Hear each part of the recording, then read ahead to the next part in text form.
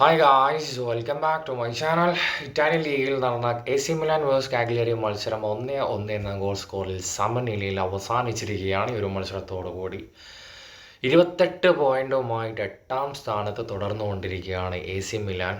A C മിലാനെ സംബന്ധിച്ചിടത്തോളം super Coppa Italia അവസാനം കളിച്ച Inter Milan versus A C Milan മത്സരം ഒരു അപാര മത്സരം തന്നെയായിരുന്നു. ആ മത്സരത്തെക്കുറിച്ചുള്ള റിവ്യൂ ഞാൻ ഓൾറെഡി ചെയ്തതായിരുന്നു. പക്ഷേ എന്തുകൊണ്ടാണ് ലീഗിലേക്ക് വരുന്ന സമയത്ത് ആ ഒരു പെർഫോമൻസ് കാഴ്ചവെക്കാൻ സാധിക്കുന്നില്ല എന്ന് എനിക്ക് മനസ്സിലാവുന്നില്ല. ചാമ്പ്യൻസ് ലീഗിലായാലും ഒരു ഭേദപ്പെട്ട പെർഫോമൻസ് ആണ് എ സി മിലാനിൽ നിന്നും കാണാൻ വേണ്ടി സാധിക്കുന്നത്. പ്രത്യേകിച്ച് എനിക്ക് റാഫേലിയോടെ റാഫേലിയോനെ കുറിച്ചിട്ടാണ് എനിക്ക് പറയാനുള്ളത്. അത്രയും കിട്ടിലും പോലെയാണ്.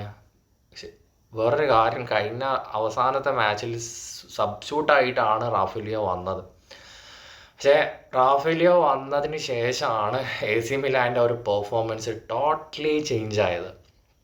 ചില സമയത്ത് കോച്ചിൻ്റെ കയ്യിൽ നിന്ന് വരുന്ന ഒരു മണ്ടത്തരമാണോ അല്ല കോച്ചിൻ്റെ ആ ഒരു ടാറ്റിക്സ് ആണോ എന്നറിയില്ല, പക്ഷെ അത് സക്സസ് ആവുന്നുണ്ട്. പക്ഷെ ഫസ്റ്റ് സ്ക്വാഡിൽ തന്നെ ഉൾപ്പെടുത്താൻ പറ്റിയൊരു പ്ലെയർ തന്നെയാണ് റാഫേലിയോ. ഈ ഒരു സീസൺ ചാമ്പ്യൻസ് ലീഗ് കിട്ടാനുള്ള യോഗ്യത കിട്ടാനുള്ള സാധ്യത വളരെ കുറവാണ്. കാരണം 28 പോയിന്റ് മാത്രമാണ് എ സി മിലാനിൽ നിലവിലുള്ളത്.